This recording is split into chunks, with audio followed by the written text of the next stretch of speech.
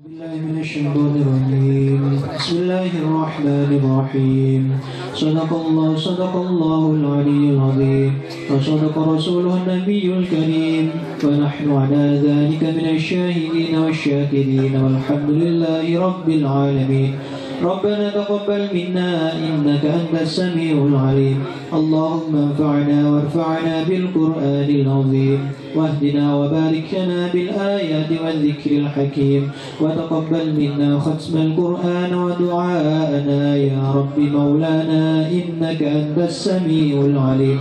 اللهم ارزقنا بكل حرف من القرآن حلاوة، وبكل كلمة من القرآن كرامة، وبكل آية من القرآن ألفة، وبكل سورة من القرآن سرورا، وبكل جزء من القرآن جزاء، وبكل ربع من القرآن راحة، وبكل نصف من القرآن نعمة، وبكل ثلث من القرآن ثباتا، وبكل رفع من القرآن رفعة، وبكل فتح من القرآن فتحة وفتوحا، وبكل كسر من القرآن كسوة، وبكل وقف من القرآن وقاية.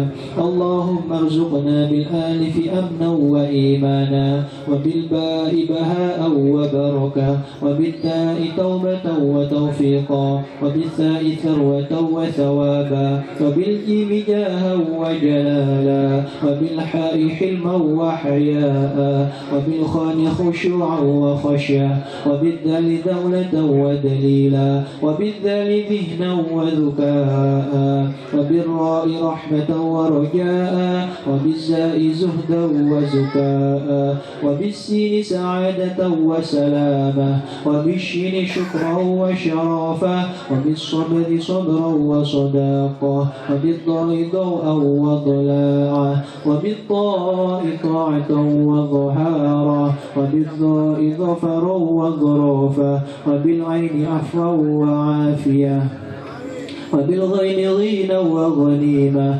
وبالفاء فوزا وفلاحا، وبالقاف قربا وقناعا، وبالكاف كمالا وكرامة، وباللام لطفا ولقاء، وبالميم مغفرة ومتاعا، وبالنون نورا ونجاة، وبالواو وسعة وولاية، وبالهاء همة وهداية، وبالياء يسرا ويقينا. اللهم طهر قلوبنا، وقر عيوننا، واستر عوراتنا، واشف مرضانا، واقض عنا ديوننا، وبيض وجوهنا، وارفع درجاتنا، واصلح حاجاتنا، وارحم آباءنا، واغفر لأمهاتنا، وتجاوز عن سيئاتنا، وامح ذنوبنا، وانصر سلطاننا، وأصلح ديننا ودنيانا، ورطب لساننا، وقوي أجسادنا، وفرح أحبابنا، وخرب أحسادنا، وشتت شمول أعدائنا، واحفظ أهلنا وأموالنا، وانظر أولادنا وديارنا، وثبت أقدامنا على دين الإسلام، وانصرنا على القوم الكافرين بحرمة هذا القرآن العظيم. اللهم اهدنا وبارك لنا بالآيات والذكر الحكيم. اللهم تقبل منا قراءتنا، وتجاوز عنا ما كان منا في تلاوة القرآن من خطأ أو نسيان أو تحريف كلمة عن مواضيها، أو تقديم أو تأخير أو زيادة أو نقصان، أو تأويل على غير ما أنزلته، أو ريب أو شك أو شهو أو سوء حلم أو تعجيل عند تلاوة القرآن، أو كسل أو سرعة أو زيغ لسان أو وقف بغير وقوف، أو إدغام بغير مضغم، أو إظهار بغير بيان، أو مد أو تشديد أو همزة أو جزم أو إعراب بغير ما كتبه، أو قلة رغبة ورهبة عند آيات الرحمة أو آيات العذاب. فاغفر لنا ذنوبنا ربنا واكتبنا مع الشاهدين. اللهم نور قلوبنا بتلاوة القرآن القرآن وزين أخلاقنا بجاه القرآن وحسن أعمالنا بذكر القرآن وبيض وجوهنا ببركة القرآن ونور أبداننا بنور القرآن ونجنا من النار ببركة القرآن وأدخلنا الجنة بشفاعة القرآن اللهم اجعل للقرآن لنا في الدنيا قرينا وفي القبر مؤنسا وفي القيامة شافعا وعلى الصراط نورا وفي الجنة رفيقا ومن النار سترا وحجابا اللهم ارحمنا بالقرآن واجعلنا إماما ونورا وهدى ورحمة اللهم ذكرنا منه ما نسينا وعلمنا منه ما جهلنا وارزقنا تلاوته آناء الليل وآناء النهار. Assalamualaikum warahmatullahi wabarakatuh. Bismillahirrahmanirrahim. Alhamdulillahirabbil alamin. Wassalatu wassalamu ala asrofil anbiya wa mursalin Sayyidina Muhammadin wa ala alihi wa sahbihi ajmain, amma ba'du. Yang saya hormati Kiai Insinyur Haji Ahmad Wahyudi. Ada juga hari ini ada Pak Yamin, dan juga ada Ketua MUI yang hari ini juga hadir dengan kita bersama Pak Yamin. Selamat datang, terima kasih. Kita tidak khawatir ketika ada jamaah berhalangan hadir, karena setiap pukul 19.00 kajian kita akad pagi ini disiarkan tunda. Nah, oleh TV Duta TV Banyuwangi, luar TV biasa. kabel Duta. Pramilo yang belum masang segera saja lah masang. TV kabel ya? TV kabel sih. Nggak bisa pakai anten ya? Wah, ini bisa. Nah, pakai TV kabel. Iya. Nggak bisa ditangkap dengan anten biasa, nggak bisa. Iya. Mari kita ikuti kajian ini dengan Diawali pembacaan. iya. Untuk diantar pengajian ini mau diantar oleh adik Fatasis dengan surat Al-Baqarah ayat 208-209. Assalamualaikum warahmatullahi wabarakatuh.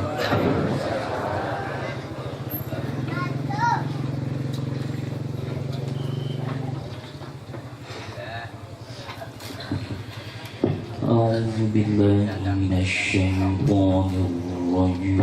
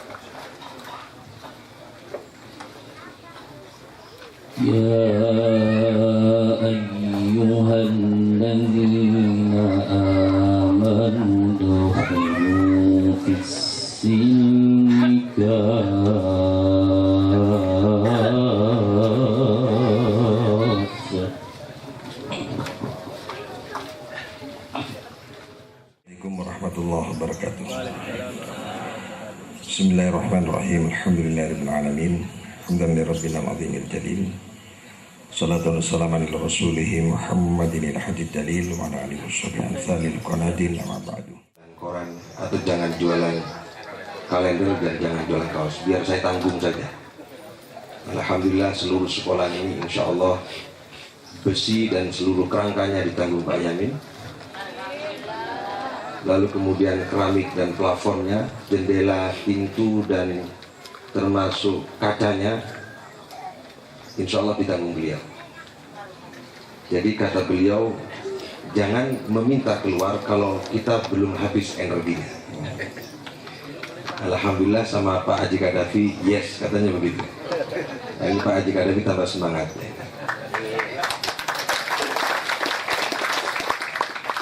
Beliau yang mutu itu.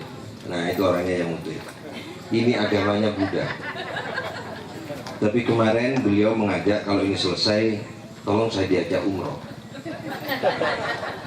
Beliau bilang, saya belum bisa sholat, nanti tolong diajarin, saya aja ngajak yang lain. Kalau perlu dengan seluruh pengurus mau umroh. Mudah-mudahan. Di rapat itu beliau belajar tentang bagaimana mengucap salam. Jadi assalamualaikum warahmatullahi wabarakatuh. Beliau waktu itu mengucapkan assalamualaikum warahmatullahi wabarakatuh. Tapi sekarang sudah bisa assalamualaikum warahmatullahi wabarakatuh. Semangat luar biasa dan senang melihat kita semua. Ada satu kunci yang membuat beliau senang. Kata beliau, pokoknya aku senang, aku gak eman. Apa yang membuat beliau senang? Ternyata beliau melihat kita rukun, melihat kita ini semangat. Ada LDII, ada Muhammadiyah, ada NU, ada HDI, kumpul semua di sini. Kok bisa? Nah itu dia senang.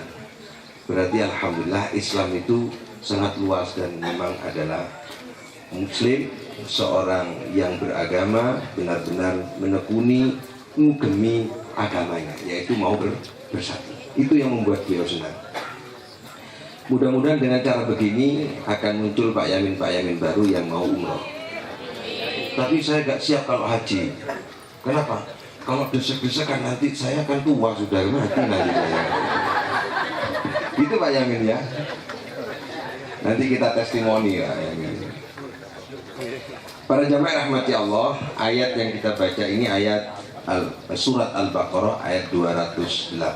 Insya Allah ayat ini familiar di telinga kita, sudah dikenal di mana-mana dan banyak yang faham insya Allah. A'udzubillahi minasyaitonirrajim. Ya ayyuhalladzina amanu udkhulu fis-silmi kaffah wa la tattabi'u khutuwati syaitan innahu lakum aduwwum mubin. Ya ayyuhalladzina amanu, hai orang-orang yang beriman. Kenapa tidak disebut mukmin di sini tapi beriman? Beriman, orang yang beriman. Amanu. Apa bedanya dengan mukmin? Bedanya penyanyi dengan menyanyi. Kalau ada orang menyanyi, siapapun saja bisa menyanyi. Dimanapun saja bisa menyanyi. Maka seorang yang menyanyi bisa dan mau harus dinasihati. Karena orang yang menyanyi belum tentu cara menyanyinya dan pasti bukan profesi penyanyi. Kalau orang menyanyi mungkin bisa salah, mungkin juga bisa fales. Ustadznya itu karena hitam, nunggu pondok tambah hitam. Tapi manis. Ini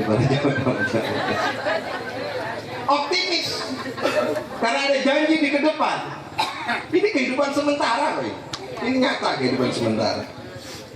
Ini hanya permainan.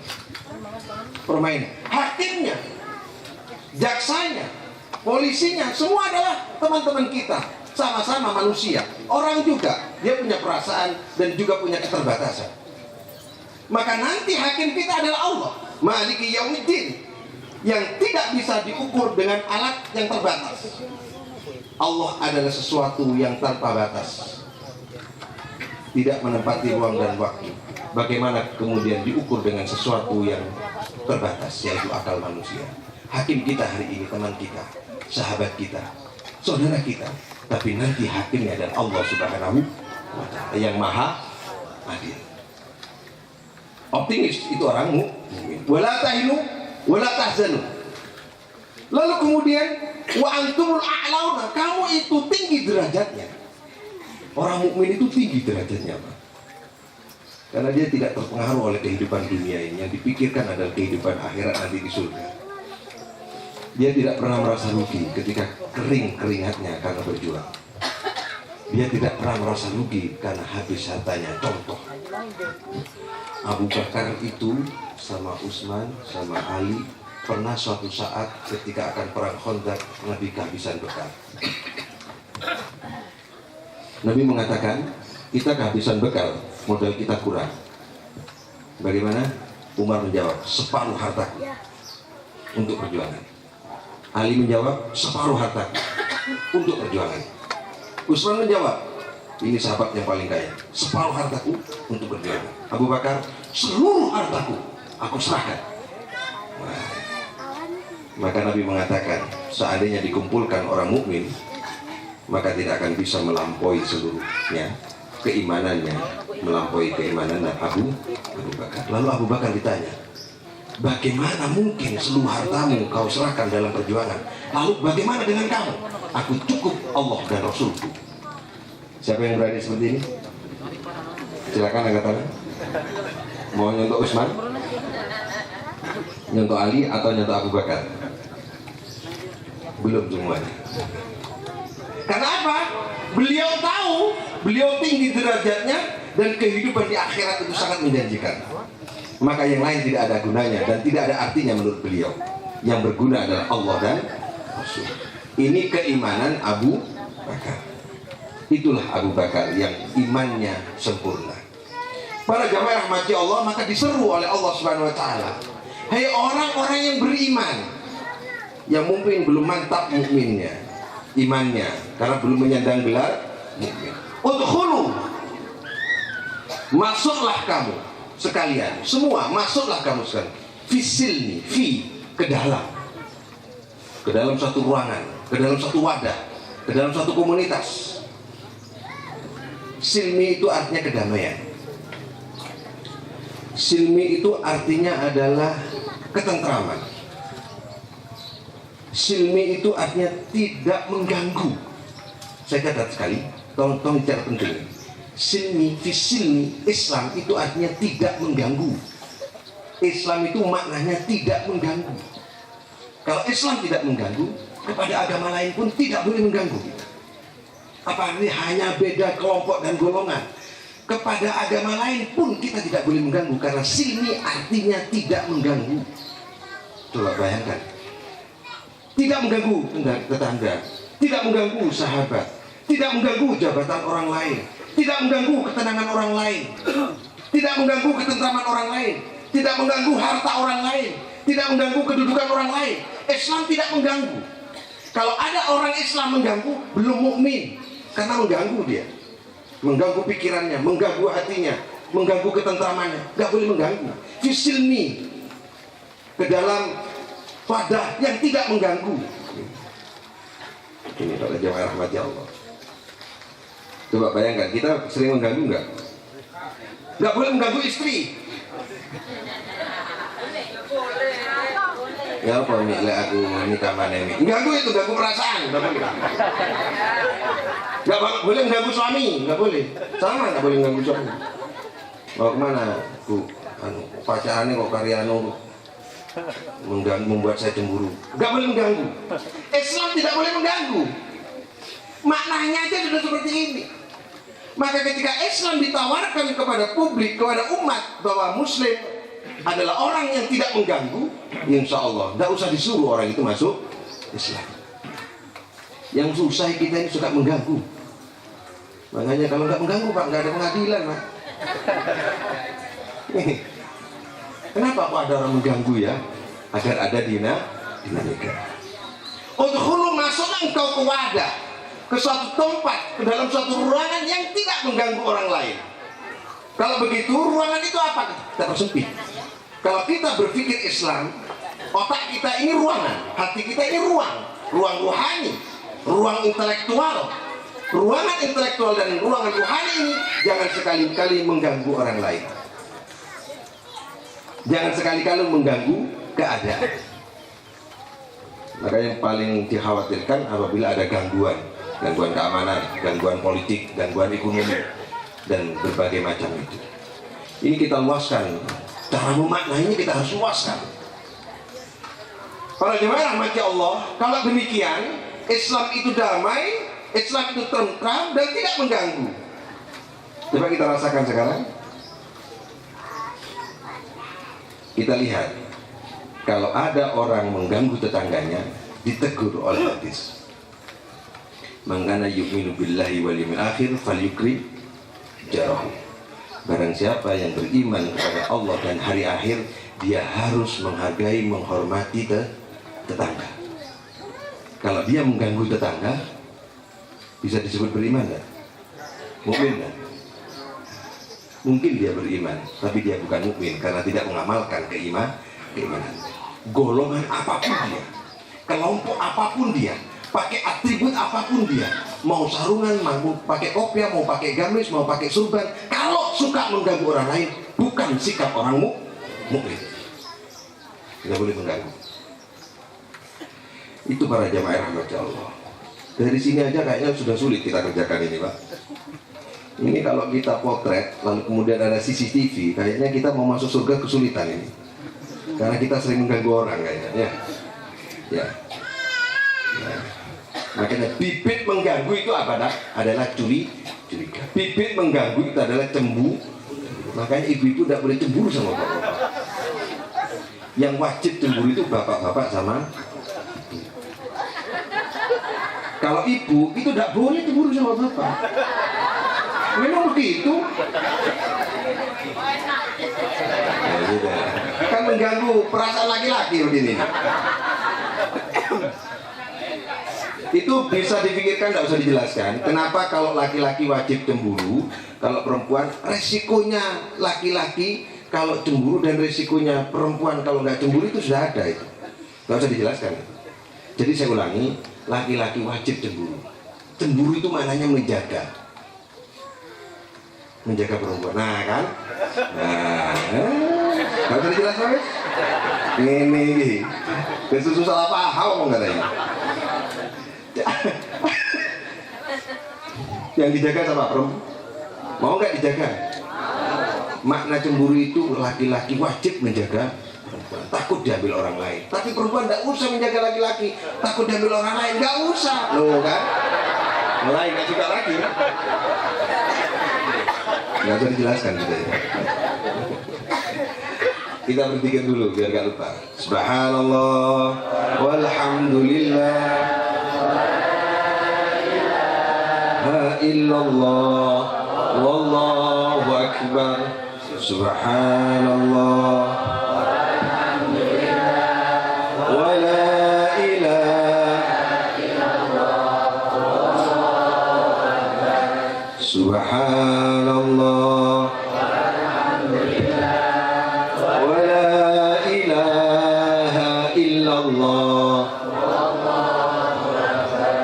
Subhanallah walhamdulillah wa la ilaha illallah.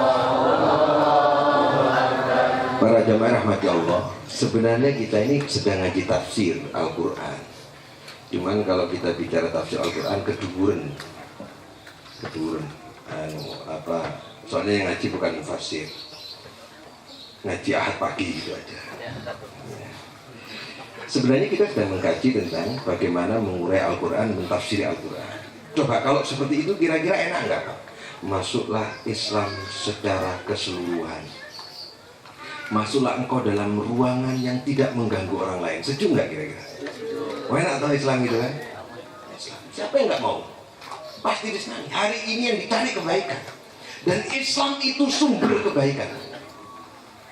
Kalau ada orang muslim tidak menjadi sumber kebaikan, berarti dia muslim enggak?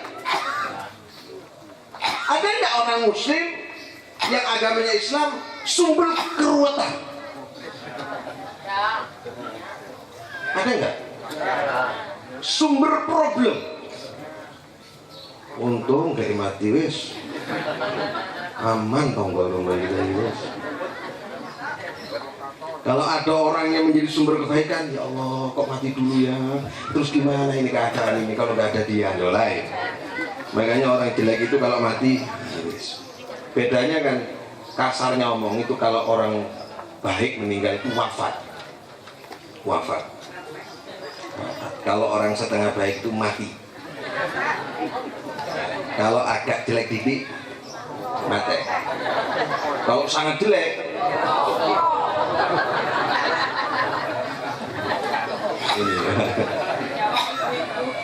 udkhulu fis silmi, sampai di sini masuklah engkau orang-orang yang beriman itu dipandu oleh Allah Subhanahu wa taala, disuruh oleh Allah Subhanahu wa taala masuk ke dalam ruangan, masuk ke dalam agama din yang tidak mengganggu orang lain. Maka seandainya orang-orang di luar Islam tahu persis tentang bagaimana sebenarnya ajaran Islam dan membedakan dengan orang Islam, ketika ada orang Islam salah tidak menyalahkan agamanya, insya Allah bahwa sesungguhnya Islam itu cinta damai. Kafah totalitas, kafah keseluruhan. Keseluruhan apa? Keseluruhan yang ada di dalam ruangan itu, keseluruhan yang ada di dalam Islam itu. Apa kafah itu? Para jemaah rahmati Allah, hari ini banyak tawaran-tawaran. Seandainya ini suatu perdagangan, Islam ditawarkan melalui hukum fikih, Islam ditawarkan melalui suatu perilaku tasawuf, Islam ditawarkan melalui suatu kegiatan tauhid dan akidah. Maka sesungguhnya Islam itu 3 unsur yang jadi satu kesatuan, tidak bisa dipisahkan. Yang pertama adalah akidah, unsur akidah. Yang kedua adalah syariah, yaitu hukum-hukum ya, fikih, akhlak. Yang ketiga adalah akhlak, yaitu tentang perilaku, budi pekerti, ilmunya disebut tasawuf. Jadi ketika kita masuk Islam, di situ ada 3 pintu, yang 3 pintu satu dengan yang lain adalah utuh, tidak bisa terpisahkan. Yang pertama adalah pintu akidah, yang kedua adalah pintu syariah, dan yang ketiga adalah pintu akhlak. Maka ketika kita masuk Islam, yang harus pertama kali kita ikuti adalah akidah sebagai fondasi. Akarnya itu akidah, batangnya itu adalah syariah, cabang-cabangnya itu adalah, buahnya itu adalah akhlak. Maka yang harus dikuatkan pertama kali adalah akidah. Ilmunya namanya tauhid. Apa akidah itu? Akidah itu ikatan.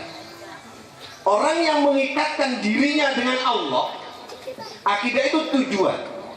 Orang yang hidup tujuannya kepada Allah, itu namanya berakidah, bertauhid, tidak punya pikiran-pikiran lain, tidak ada keyakinan-keyakinan lain kecuali hanya kepada Allah Subhanahu wa taala. Tidak ada keraguan kepada Tuhannya, hanya kepada Allah. Itu namanya tauhid. Maka tauhid itu disebut adalah ikhlas. Ikhlas itu artinya murni. Murni hanya kepada Allah. Lawannya adalah syirik. Syirik itu tidak dosa, tapi di atasnya dosa. Sudah nggak dosa lagi, di atasnya lagi.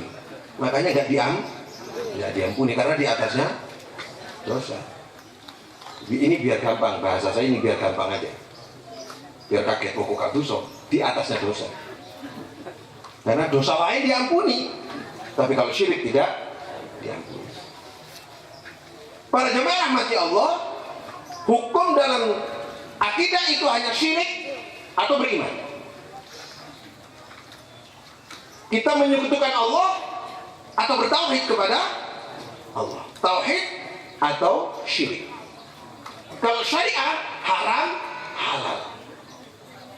Haram, halal.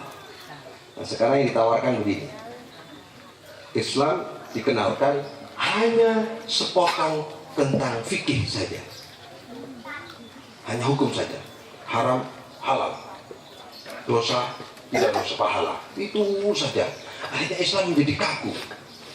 Hukum itu, fikih itu, kalau terlalu menonjol, tidak seimbang dengan akidah dan akhlak, itu akan yuksil qalba, akan mengeraskan hati, bukan malah baik. Kalau kita bicara Islam, Belajar Islam hanya fikih saja tidak akan menghaluskan hati, malah akan membuat keras hati kita, gampang menyalahkan orang lain, bid'ah, dosa, khurafat, gampang sekali, gampang sekali. Karena memang yang ditawarkan hanya fikih. Orang ahli hukum hanya hukum pakai kacamata kuda, nggak ngerti, siapa saja tabrak. Hidup ini ada perasaan, manusia itu ada rasa, ada hati, maka hukum tidak cukup. Islam bukan hanya hukum, Islam ada akidah. Sebaliknya kalau akidah saja tanpa hukum, jadi keyakinan, kepercayaan, ilmunya iling, nggak bisa dipisah, nggak bisa dipisah, nggak boleh itu berdiri sendiri, harus saling melengkapi. Dan yang ketiga adalah akhlak. Sama lihat ketika kita berjamaah, itu tentang akhlak, tidak bicara hukum saya, tentang kebiasaan, tentang perilaku. Ada orang yang sholatnya begini, Allah, yang angkat tangan. Ada yang begini, rotok kaget. Iya toh? Ada yang miring, ada yang begini. Ini ada hukumnya. Tapi kalau kita nggak berbudi pekerti, kita nggak jadi sholat, ngiteng ngomong sholat. Oh, betul. Iya, ngiteng ngomong sholat, betul nggak? Kalau sudah ngitengi orang sholat, itu masuk wilayah tingkah laku. Budi pekerti, ada yang ya langsung begini. Ya tak? Asyhadu alla ilaha illallah. Iku kok ajarannya sopo ya? Nah, ini kan persoalan hati kita melihat keadaan orang lain, lalu ketika kita menyalahkan orang lain, sudah keluar dari akhlak. Islam itu ada akhlak, ada perilaku. Tidak cukup hanya hukum saja, tidak hanya cukup yakin saja, tapi ada perilaku. Maka disebutlah kemudian ada toleransi. Ini para jamaah yang rahmati Allah. Alhamdulillah kita berkumpul di sini. Ada Pak Jarno itu yang bisa Pak. Itu LDI Pak, yang dekatnya Pak Estu.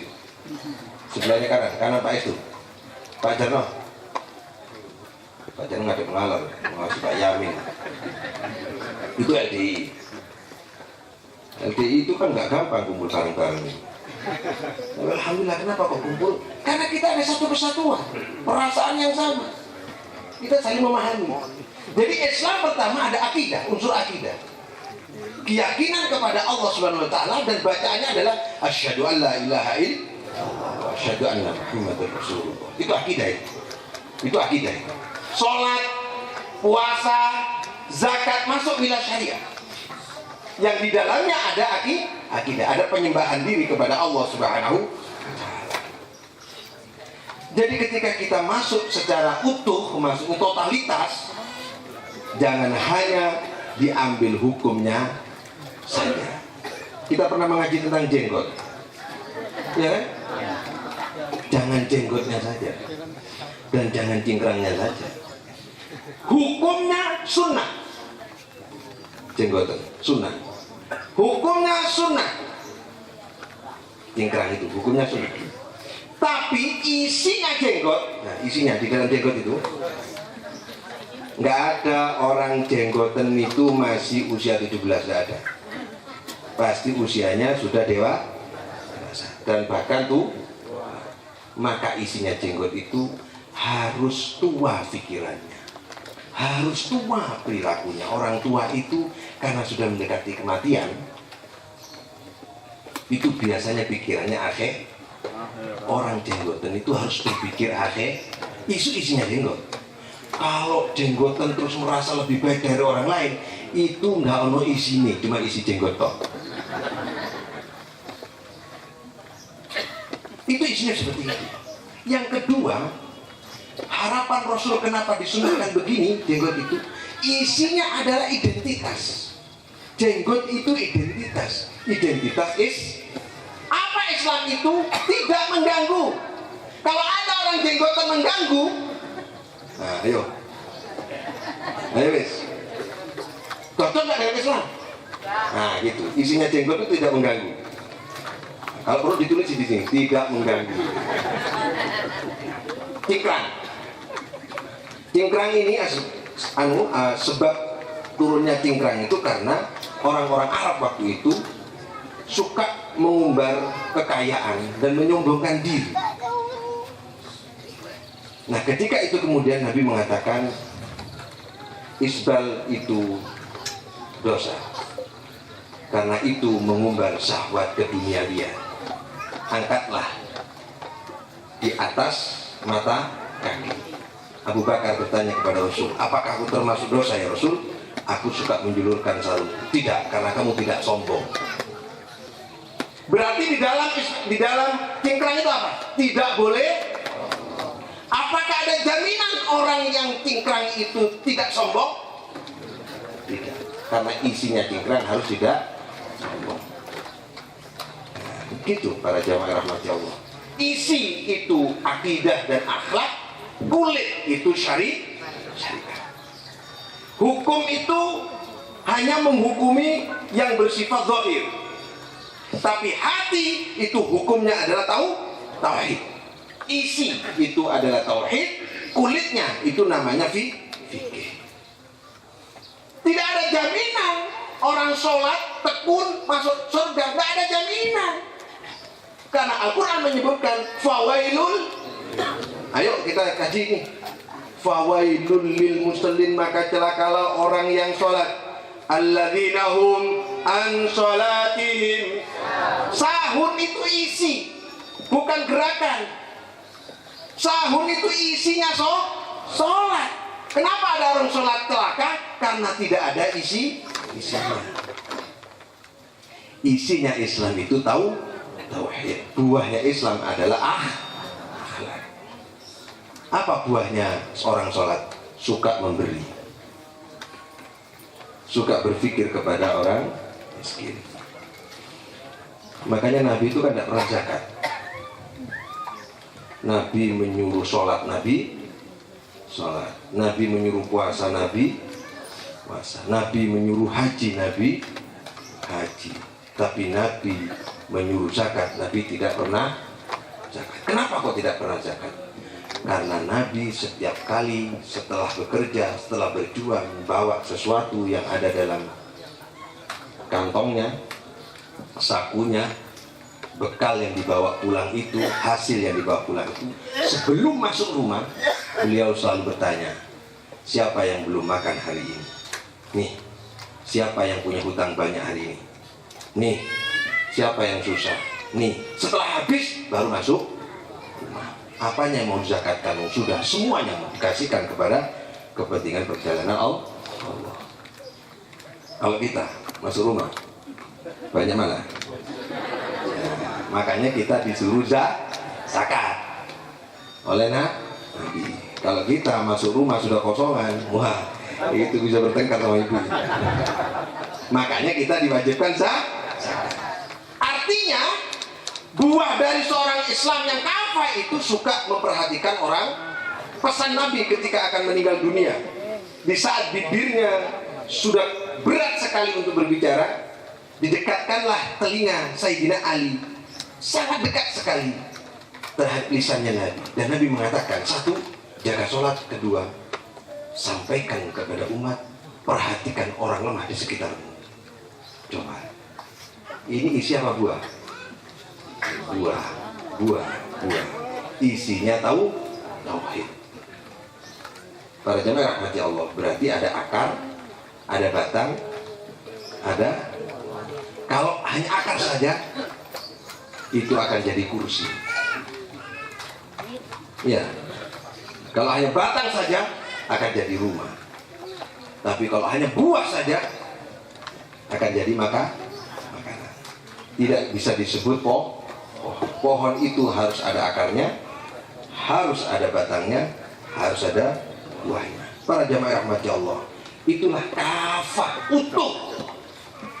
Isi itu urusan hati, fikih itu urusan fisik, akhlak itu urusan perilaku. Berarti ketiga-tiganya harus berjalan seiring. Ya jenggoten, tapi tua pikirannya, arif dia, ya cingkrang tapi nggak sombong. Ada enggak orang yang tidak cingkrang tapi tidak sombong? Ada. Ininya jalan-jalan gitu tapi tidak sombong, ada ya? Dia tidak memenuhi unsur sunnahnya tapi isinya dah dapat. Kalau bisa ketiga-tiganya. Ini para jemaah rahmat Allah. Kita berzikir dulu, mudah-mudahan kita dikuatkan oleh Allah Subhanahu wa taala. La ilaha subhanaka inni kuntu minadh dhalimin. La ilaha subhanaka inni kuntu minadh dhalimin. La subhanaka inni kuntu minadh dhalimin. La ilaha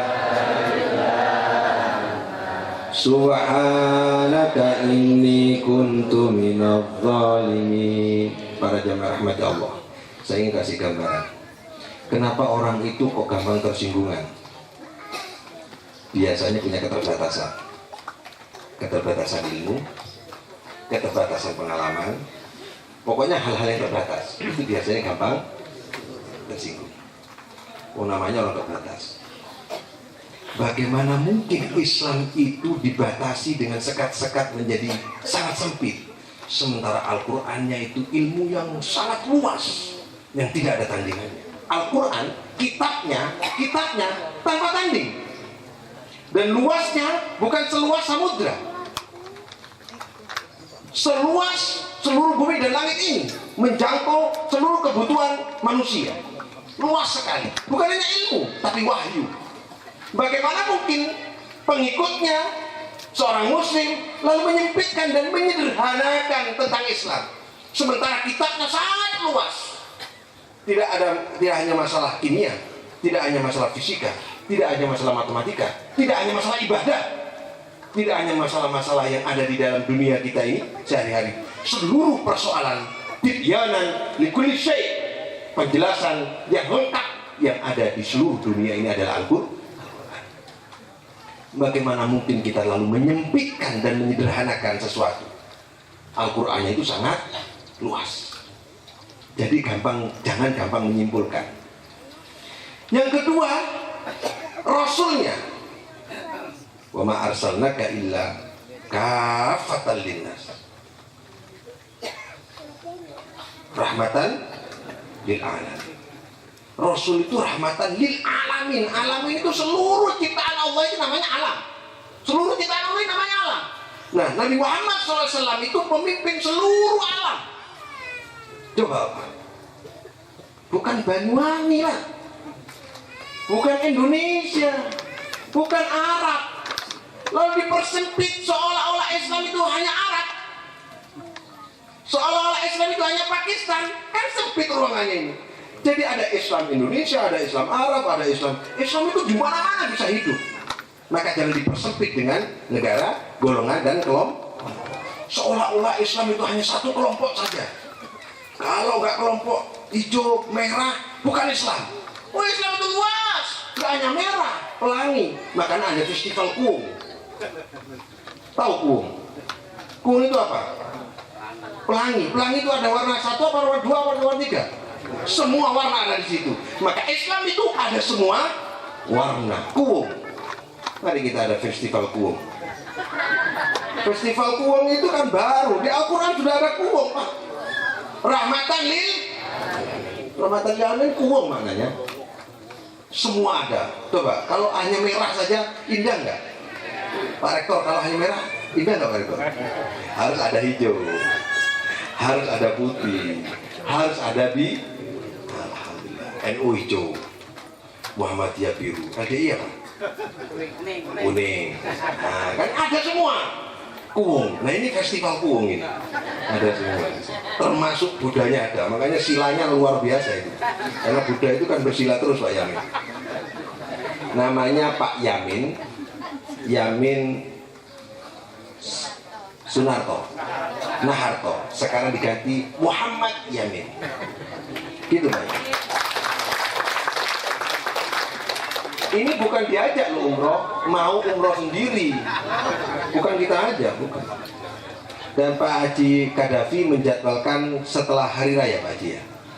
Insya Allah. Pak Yamin gitu ya kemarin janjiannya ya. Setelah hari raya kita umroh. Mudah-mudahan.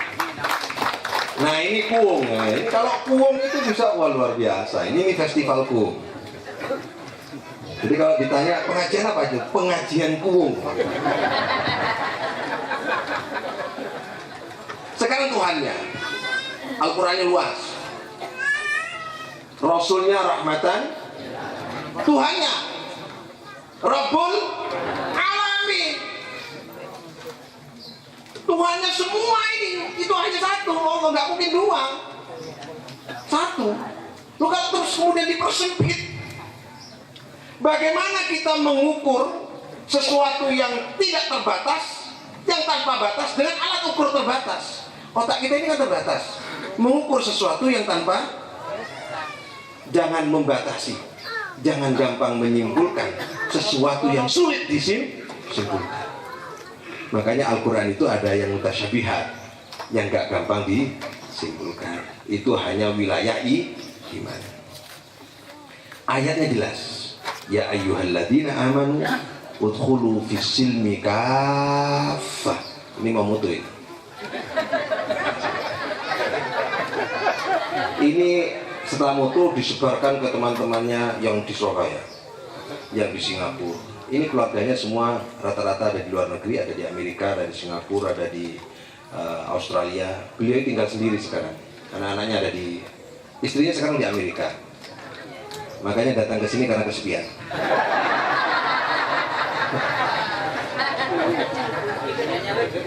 Usianya 77. Mudah-mudahan husnul khatimah. Para jemaah rahmati Allah. Tuhannya adalah Rabbul Alamin. Tuhan kita ini Rabbul Alamin, Pak.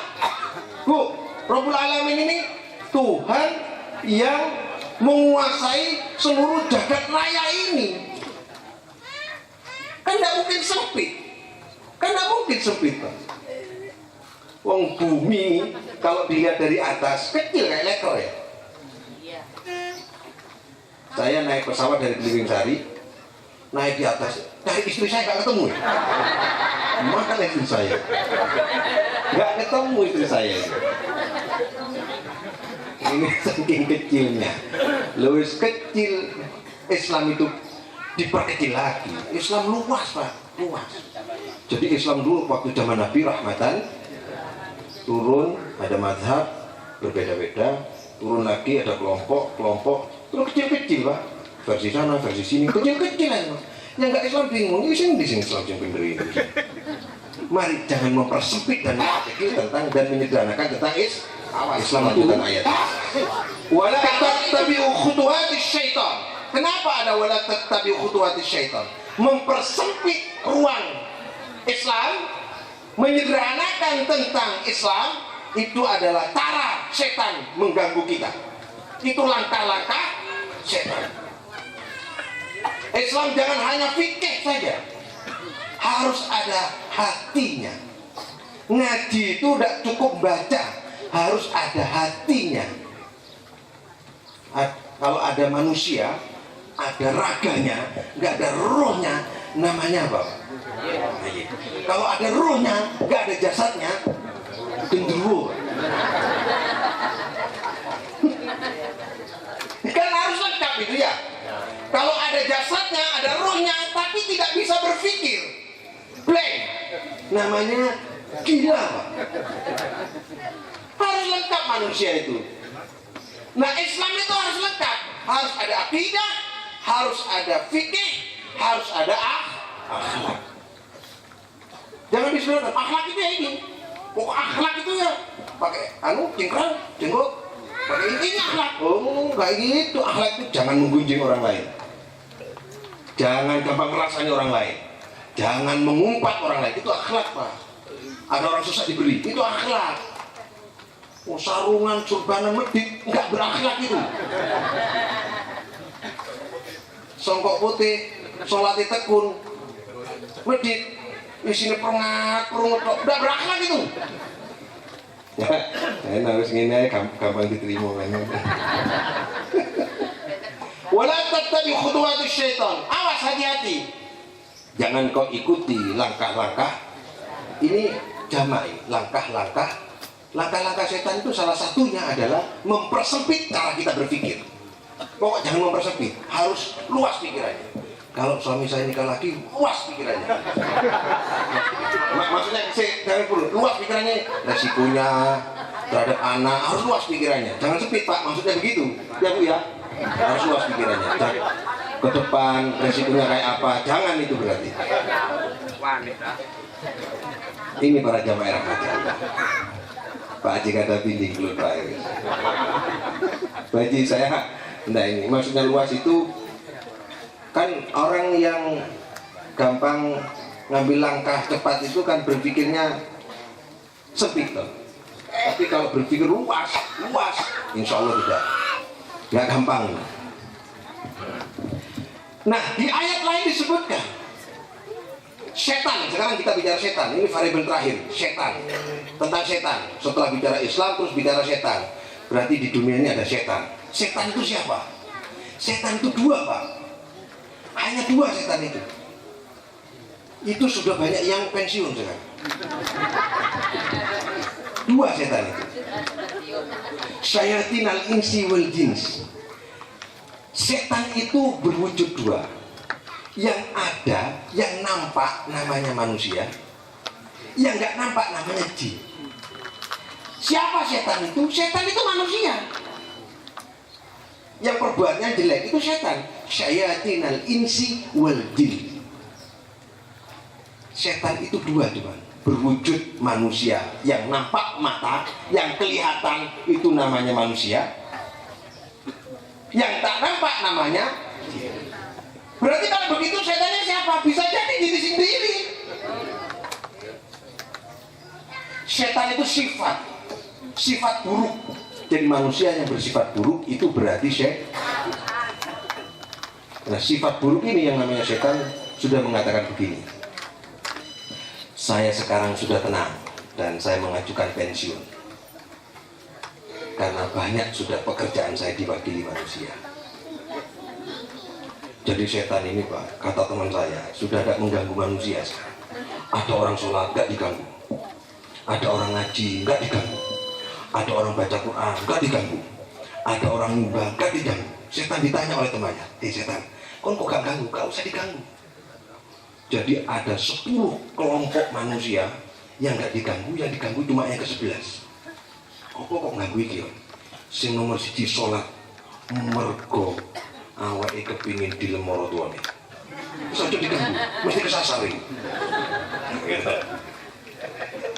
Sing loro sedekah iku mergo kepingin dilem. Aja diganggu wis, diarno ae.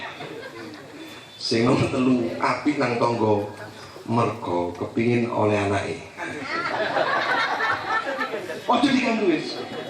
Sing nomor 4 iku ngaji. Mergo, wis pokoke mergone gak kenal Allah. Ketika tidak lillahi ta'ala, setan gak ganggu. Jadi jangan salahkan sekarang. Kalau setan banyak yang nganggur, karena gak perlu diganggu. Sudah salah niat, gak usah diganggu Pak. Bolone kesana. Tapi yang diganggu satu, datang ke pengajian karena lillahi ta'ala dari ilmu. Ini diganggu, dihalang-halangin. Dingantuk mau ya? Dingantuk mau Pak. Uang yang tekone wabot itu karena ikhlas. Jadi yang jarang datang itu karena ikhlas itu. Bapak harus dipikir dia. Para jamaah rahmati Allah. Jadi sekarang model setan ganggu itu berbeda-beda sekarang. Salah niat nggak usah diganggu. Termasuk sing ngaji gitu, nggak usah diganggu. Salah niat nggak usah diganggu aja itu. Jian mas, diumbar kono, bapak kono. Para jamaah rahmati Allah. Itu kira-kira bahwa kita jangan sampai terganggu oleh setan atau tidak diganggu setan. Jangan ikhlas sama nggak diganggu setan, harus gak ganggu aku loh, diumbar itu. Para jamaah rahmati Allah, mudah-mudahan kita semua yang hadir pada kesempatan ini, saya ini gara-gara diliput Duta TV ini sudah banyak yang telepon, Pak saya order untuk ini Pak. Waduh akhirnya saya order nanti. Wah gawat ini, bisa alih profesi ini. Kesimpulannya, mari kita tingkatkan dari beriman menjadi mukmin. Mari kita jadi seorang mukmin yang tidak mengganggu. Yang ketiga, jadikan Islam itu adalah inspirasi yang membedah takrawal berpikir.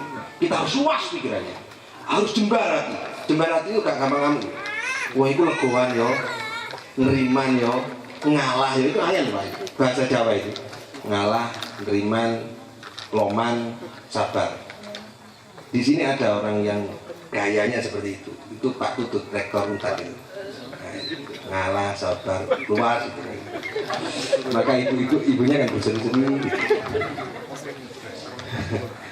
Ya, ben teko terus di dalam ini.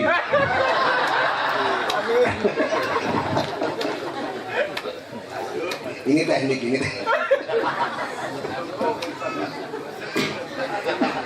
Sering diganggu Pak. Kita ini nggak pernah diganggu gitu. Ngapunten Bu, kamu lama anda ketemu jadi ini alhamdulillah kita kedatangan wartawan TV One tapi nggak bawa kamera. Wartawan TV One Surabaya dulu Jakarta, Mas Rean. Mohon berdiri Mas Rean. Nah, ini wartawan TV One. Ini putranya Rektor Untar. Dulu gak begitu gemuk, cakep gitu. Sekarang tiba-tiba manis ya. Pokoknya dilimit terus lah Mas. Itu kalau manis mesti nyentuh ibunya. Nggak nyentuh ibunya, mesti nggak nyentuh ibunya. Anak saya ini kan kelihatan cantik, cakep nyentuh ibunya. Sayang kulitnya aja nyentuh saya. Saya kira itu yang dapat kami sampaikan. Mudah-mudahan kita dapat berkah dari Allah. Tapi sebelumnya saya mohon Ketua MUI ini kan sama-sama Pak Yamin ya. Yamin 2 ini kalau bisa naik ke pentas. Yang satu Kiai Haji Muhammad Yamin, yang satu calon umroh Yamin. Kami silakan. Ini sama-sama Yamin. Ini tanggapannya tentang Islam rahmatan lil alamin dan Islam kafah. Ya Yamin dulu. Assalamualaikum warahmatullahi wabarakatuh. Waalaikumsalam warahmatullahi Udkhulu fis-silmi kafah. Yang memanggil itu siapa Pak?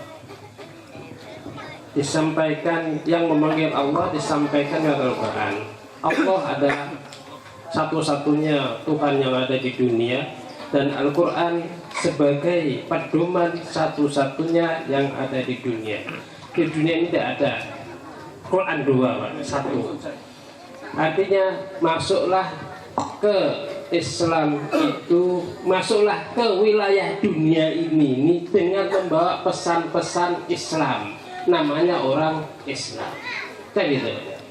Islam adalah agama yang ramah, bukan marah-marah. Kan gitu Pak. Karena besar pekeh yang sana dimarahi, kamu salah. Kan gitu. Wal takum minkum ummatu yad'una ilal khair.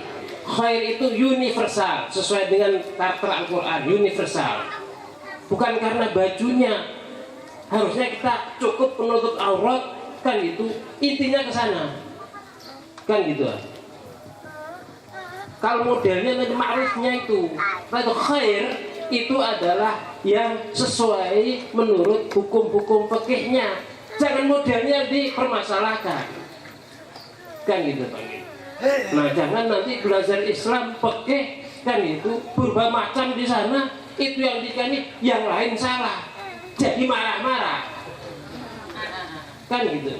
Oleh karena itu Islam ini membawa rahmatan lil alamin. Islam membawa kedamaian. Kita masuk ke dunia perdamaian. Oleh karena itu, kan itu kita masuk ke sini berbeda. Suami istri berbeda dalam rangka menciptakan ketenangan. Di dunia berbeda-beda, bersuku-suku, berbangsa-bangsa dalam rangka untuk menciptakan ketentraman dan kedamaian di dunia ini, bukan untuk menciptakan peperangan. Itulah Islam. Harus pribadi-pribadi ini harus selalu menyerukan perdamaian. bukan peperangan-peperangan. Apapun alasannya, peperangan itu akan membawa kesengsaraan.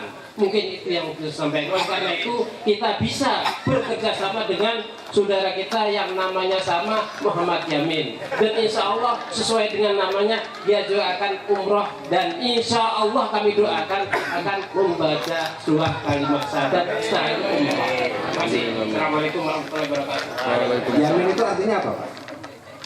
Yamin itu adalah orang yang selalu berbuat kebaikan. Ke depan. Tangan kanan. Yamin itu tangan, ashabul yamin itu tangan kanan. Ya, sahabat yang selalu membawa kebaikan, selalu ada di depan. Beliau adalah ashabul yamin. Assalamualaikumnya sahabat. Itu kita coba. Assalamualaikum warahmatullahi wabarakatuh. Wabarakatuh. Saya lagi belajar. Ya. Saya harus banyak belajar. Saya waktu pembangunan Masjid Tunggu, saya sangat terharu karena saya lihat kalian sangat rukun, sangat kompak. Kalau di Surabaya banyak perkumpulan-perkumpulan, jujur saja kurang rukun, kurang kompak. Semua rebutan kekuasaan, bukan rebutan uang, rebutan kedudukan. Jadi saya terharu sekali. Saya ingin berkawan sama kalian. Luar biasa. Itu perasaan saya, supaya kalian selalu rukun, ya, kerjasama yang baik sampai selesaikan Masjid Cenhui, ya, biar umatnya lebih banyak. Sekian. Umrohnya. Saya ini ada janji mau umroh, ya, doakan bisa terwujud. Ini belum bisa sholat ya? Oh, belum belajar. Tapi setua ini sulit belajar. Kadang-kadang nggak hafal. Seperti Assalamualaikum warahmatullahi wabarakatuh. Sudah hafal saya. Masuk ke handphone saya. Dikoreksi sama Pak Haji.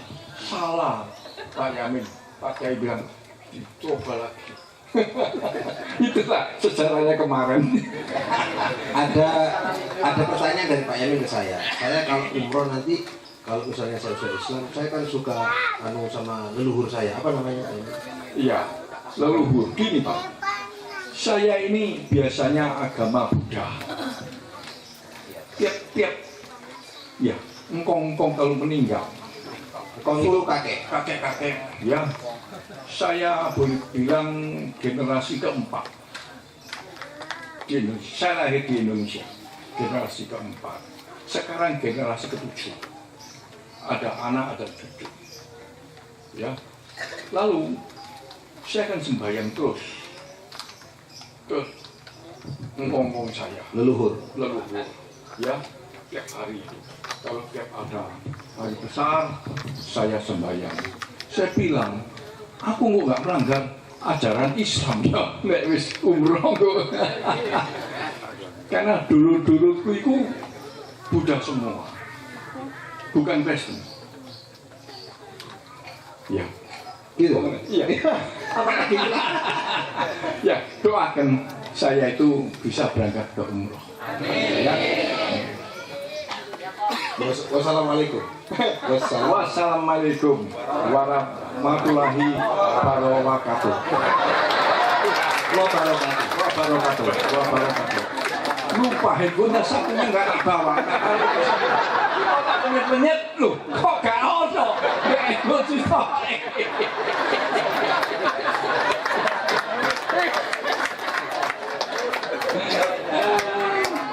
Ya, saya senang sekali.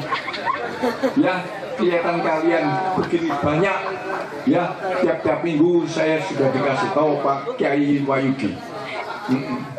Ya, mudah-mudahan bangunan Pak Yamin, bantuannya Pak Yamin tentang bangunan saya tidak boleh membanggakan diri.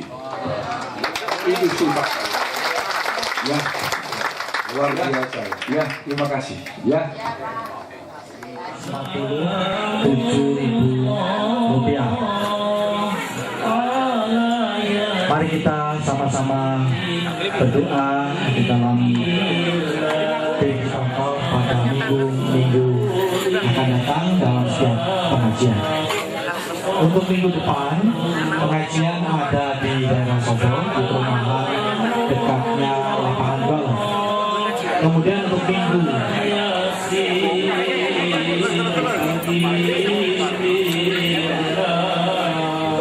dan terima kasih pada Pak Yamin, setiap minggu akan mengirim untuk anak-anak yatim sebesar 10 amplop. Terima kasih. Untuk minggu tanggal 13 depan, Allahu la ilaha illa huwa عليه توكلت وهو رب العرش العظيم حسبي الله لا إله إلا هو عليه توكلت وهو رب العرش العظيم حسبي الله لا إله إلا هو عليه توكلت وهو رب العرش العظيم حسبي الله لا إله إلا هو حسبي الله لا إله إلا هو عليه توكلت وهو رب العرش العظيم حسبي الله لا إله إلا هو عليه توكلت وهو رب العرش العظيم حسبي الله لا إله إلا هو عليه توكلت وهو رب العرش العظيم بسم الله الرحمن الرحيم والعصر إن الإنسان لفي خسر إلا الذين آمنوا وعملوا الصالحات وتواصوا بالحق وتواصوا بالصبر بسم الله الرحمن الرحيم والعصر إن الإنسان لفي خسر إلا الذين آمنوا وعملوا الصالحات وتواصوا بالحق وتواصوا بالصبر بسم الله الرحمن الرحيم والعصر إن الإنسان لفي خسر إلا الذين آمنوا وعملوا الصالحات وتواصوا بالحق وتواصوا بالصبر سبحانك اللهم وبحمدك أشهد أن لا إله إلا أنت أستغفرك وأتوب إليك